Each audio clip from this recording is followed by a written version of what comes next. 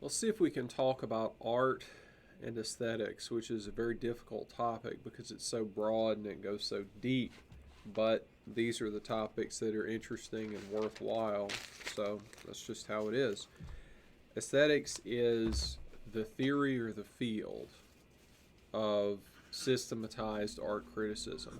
So anyone can criticize art. Anyone can look at this stuff that I have, to my left over here, which is degenerate art, modern art, and the stuff to my right, which are some pieces of traditional Western European art that I like and that I think carry forward our natural tradition, our historical tradition.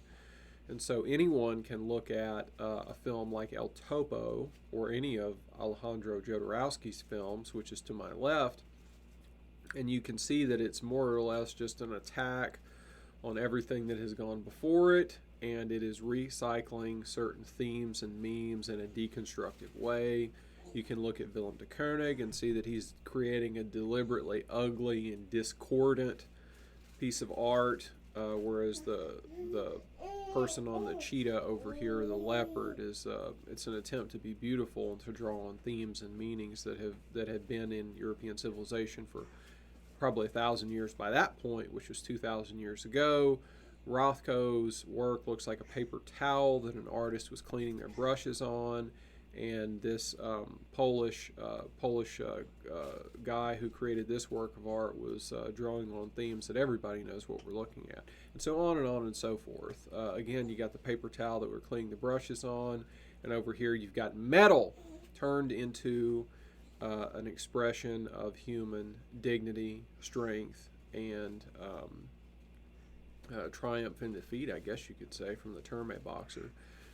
And you've got a museum in Tel Aviv with a Roy Lichtenstein stuff above it, and then you've got the water carrier of Seville by, is it Eugene Delacroix? I'm not sure, but anyhow, that's what I put up here, and we'll just cycle back through it.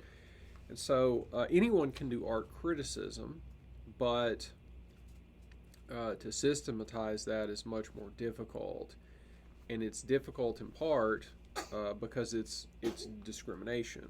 And so everything, the way I see it, everything in life in the natural law is hierarchical and discriminatory.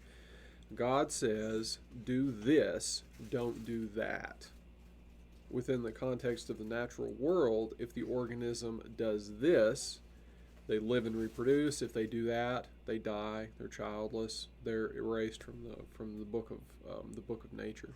So everything is discrimination.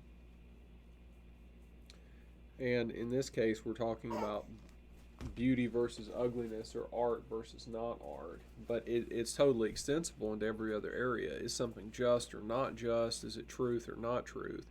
And beauty is one of these fundamental things that's at the very basis, just like truth and justice, that you can perform philosophical speculations on. Give me just a second. Okay, I don't know where I was, but I'm just going to pick up.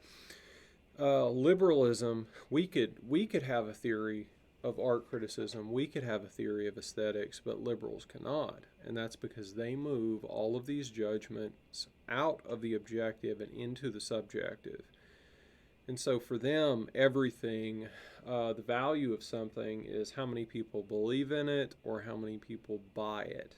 And in a subjective approach like that, you can't make objective value statements. And I think this is the kind of theory that you would see in somebody like Wittgenstein, in which he believes that all meaning or value is just a function of communication, and therefore it's all subjective, and it's created for functional purposes, and therefore there is no objective value to anything. You can see this all over the place in the political and social theories of liberals, like the Marquis de Condorcet. He came up with this notion of, we call it today the jury theorem, which is the idea that if people are marginally more likely to be right than to be wrong about a certain judgment, then we need to get a large number of people together, and we need to ask them a question about some important issue, like whether someone is guilty in a murder trial, for instance. And if you get, 12 people together and they're each marginally more likely to be right than wrong, then by asking the group, you will get the correct, proper judgment. And this would be put against the aristocratic notion of saying that you have a judge who's far more educated and of a higher caliber, morally, ethically, intellectually than common people. We should ask this judge if he thinks that the person is guilty or innocent, and then go with that. That's an aristocratic type of judgment. And Condorcet puts forward the jury theorem, which is sort of the foundation for Western liberal democracy. You're going to put all these notions to the public. They're going to vote, sometimes as a referendum, but referendums are scary for these people because then you can get into populist territory. We're going to ask them to vote for certain people. The people are going to be the best people because the public, the electorate's marginally more likely to be right than wrong about the quality of the candidates, so you're going to get the best candidates. The candidates are all going to vote. They're marginally more likely to be right than wrong, and so we're going to get the best policies. That's the way that the jury theorem is applied to Western liberal democracy. And so as for art, you're going to have a mass democracy, a liberal mass democracy, and then the best art is going to be what people buy. And it doesn't matter if it's good or bad art. Good art is what people buy, bad art is what people don't buy. That's about the extent of liberal theory of aesthetics. But they have two ways that would be the theory, but what actually happens in practice is there's two movements in liberal societies with art. There's degenerate art, and there's the art of tolerance. And the degenerate art, as I think I discussed at the beginning of this, is the stuff that you see to the left of me over here. It is just a way to. It's a parasite, it's a vampire. It looks at the established tropes and art forms that were created out of the normal Western historical tradition, and then it cannibalizes them for a short time, squeezes that orange dry, throws it aside, then moves on to the next form. And it gets increasingly worse and worse as it goes on because since it operates on a fad basis and a basis of novelty. I mean, look at this Bilbao Museum over here. It's just it's a complete mess. It doesn't look like anything. It just sprang out of the ground like a mushroom overnight. It doesn't draw on anything in particular.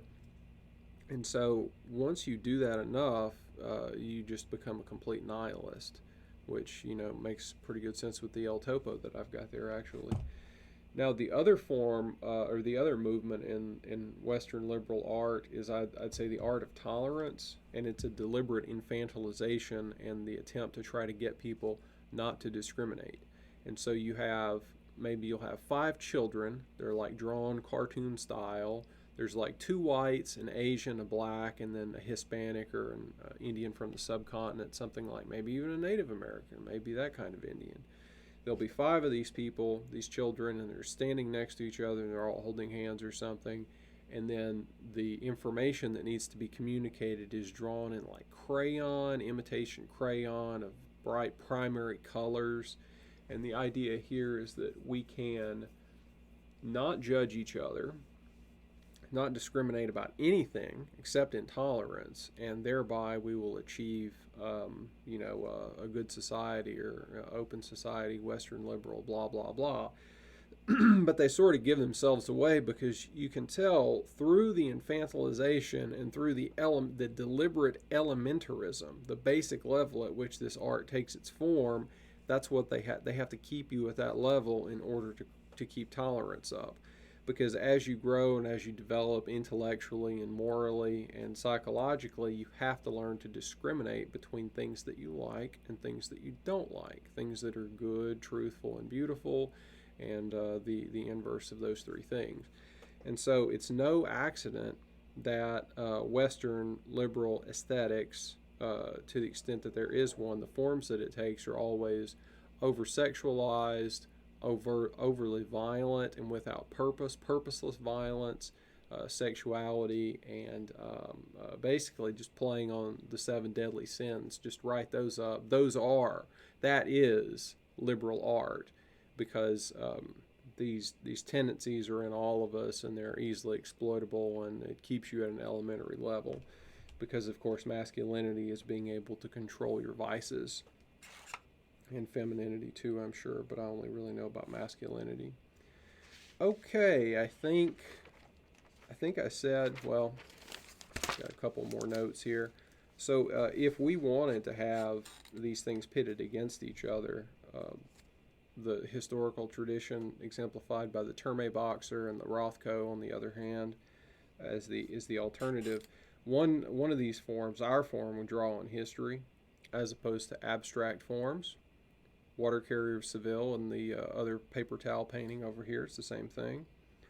Our art form would emphasize continuity of techniques and not just of history, but we're going to not switch from oil painting to creating, Alexander Calder mobiles overnight and then back again, or then have mobiles that are created from oil paintings or something like that. We're going to have a continuity of techniques. And they, on the other hand, everything's got to be novel. It has to be always changing, has to be constantly mutable. And this is why they fetishize gender theory, by the way, is because there's so much room within gender theory to move around. You can constantly stimulate this novel aspect. We would emphasize honesty and just honesty, I guess, of honesty of emotional value over performance. So these people are acting. They're always acting. El Topo, Jodorowsky, it's acting. This, on the other hand, this painting over here, this is lust and sexuality and frenzy. So, when you're in a state of frenzy and lust, you can put this forward honestly. On the other hand, Jodorowsky probably can't really tell us who the true Jodorowsky is, and therefore everything he's doing is a performance. And then finally, our art form has to draw on the essential qualities and the perennial notions. And these are the things that are indestructible. They cannot be destroyed. They can't be exiled. They can only be recast and, hidden behind a curtain, in other words. Whereas these other people, on the other hand, their art forms, they seek out perversion. And I mean that in the sense of the Marquis de Sade. You will notice that if you read the works of de Sade, it's entirely, it's everything seen through a dark mirror, everything seen in shadow, because his sexual desires themselves are only defined in opposition to what is truthful, good, and just. It involves taking, most notoriously, his form of beauty involves taking an innocent child and doing unspeakably horrible things to them and then murdering them and betraying the people who put their trust in you. That's what de Sade finds beautiful. And so it's not even so much the act itself that is valuable to him and to these kind of people. It is the deliberate inversion of what you find in natural law. You're supposed to take care of children. This is a natural impulse. So these people have to flip that. They have to harm children instead. And so these are just a few of my thoughts about aesthetics and about beauty and art criticism. And so the more that you think about the art that you like or the art that you don't like, I think the better you'll be able to articulate your ideas to people who are not thinking with the part of their mind that emphasizes reasoned arguments. If you ever have arguments with people about this stuff, eventually they just get to a point where they say, "Me ne frego, I like what I like, I just don't care." And those people are not lost. You just have to find a different way to communicate to them. And it's not reason and evidence a lot of the time. There's a place for that. There's a place for that here with us, for not to toot our own horns, but for the small number of people who really care about ideas and want to know what the truth is. There's always a place for reason and evidence. That's our stock and trade. But for the vast majority of people out there, your family, my family, I'm sure, they don't care about it. But everybody cares about art. Everybody. And so if you don't care about art, you're probably an anti-human and a mutant, and we should just expunge you anyway. But pretty much everybody cares about art. So let's think about this, and hopefully next, what I'm going to do is a book review of Cormac McCarthy, Blood Meridian. Also going to look at his books, Suttree and Outer Dark. But in order to talk about those, I felt like I needed to do this material on aesthetics first, and why art's valuable and what's going on with it, and why some art is the kind of art you see in the mass media looks the way it does. Okay, thank you for your time.